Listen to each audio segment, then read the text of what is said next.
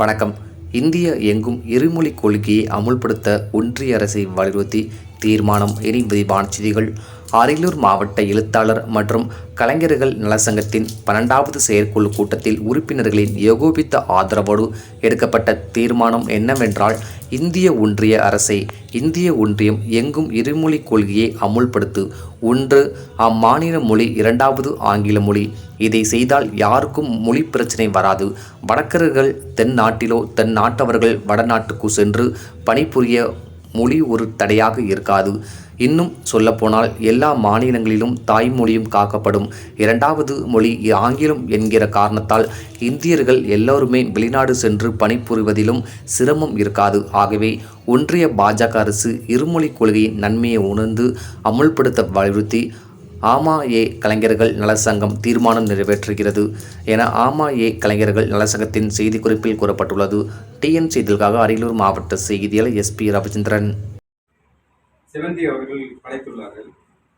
இந்த நூல் அனைவரின் மனதிலும் ஒரு விழிப்புணர்வையும் மற்றும் புரட்சிகரமான சிந்தனையும் விதைக்கும் என்பதில் எந்த மாற்று கருத்தும் இல்லை.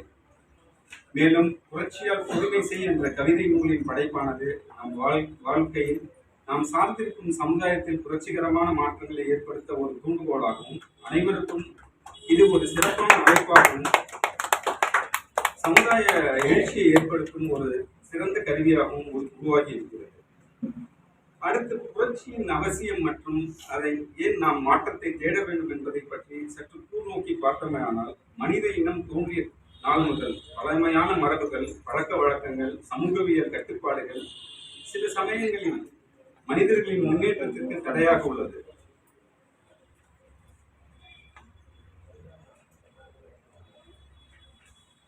பல மாற்றங்கள் வருவதற்கு நம் முன்னோர்கள் பல்வேறு காலகட்டங்களில் பெரும் போராட்டங்களில் எண்ணற்ற தியாகங்களையும் செய்திருக்க வேண்டும்.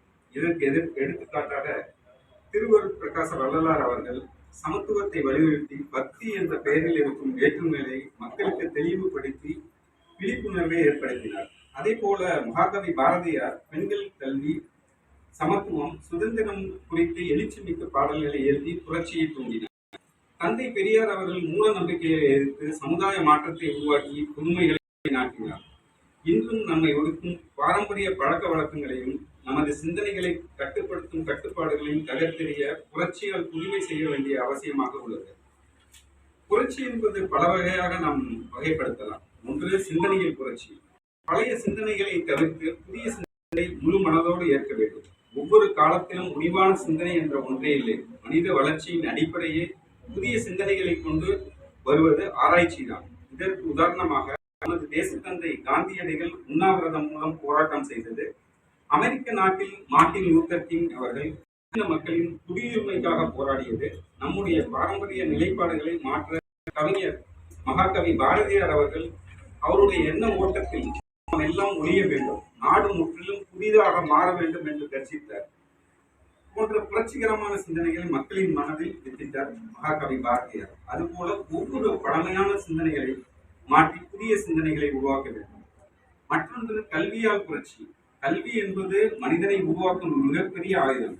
நம் முன்னோர்கள் பெண்கள் கல்வி பெறக்கூடாது என்ற சிந்தனையை மாற்றி ஆணுக்கு பெண் சமம் என்றும் பெண்களுக்கு சமக்கல்வி அளிக்க வேண்டும் என்று போராடி வெற்றி கண்டார்கள். இன்றைய தொழில்நுட்ப வளர்ச்சி, அறிவியல் முன்னேற்றம் எல்லாமே ஆண் பெண் இருபாலருக்கும் சமக்கல்வி என்ற உரத்த சிந்தனையால் நிகழ்ந்த மாற்றங்களே. எனவே நாம் புதுமைகளை எதிர்நோக்க வேண்டும் என்றால் கல்வித்துறையில் புரட்சி ஏற்பட வேண்டும். இன்றைய நவீனமயமான காலகட்டத்தில் ஆண்களுக்கு நிகராக புதுமைகளும் அனைத்து துறைகளிலும் தங்களது திறமைகளை வெளிப்படுத்தி வெற்றிகரமாக வீடு நடைபோடுகிறார்கள். இதற்கு 2 எடுத்துக்காட்டுகள் நான் எடுத்துக்கொள்கிறேன். ஒன்று டாக்டர் சுவாதி மோகன், இன்னொன்று சுனிதா வில்லியம்ஸ். டாக்டர் சுவாதி மோகனும் சுனிதா வில்லியம்ஸும் அமெரிக்க நாட்டில் உள்ள நாசா விண்வெளி ஆராய்ச்சி நிலையத்தில் பணியாற்றுறாங்க. டாக்டர் சுவாதி மோகன் ஒரு இந்திய வம்சாவளியில் பிறந்த ஒரு விண்வெளி ஆராய்ச்சியாளர்.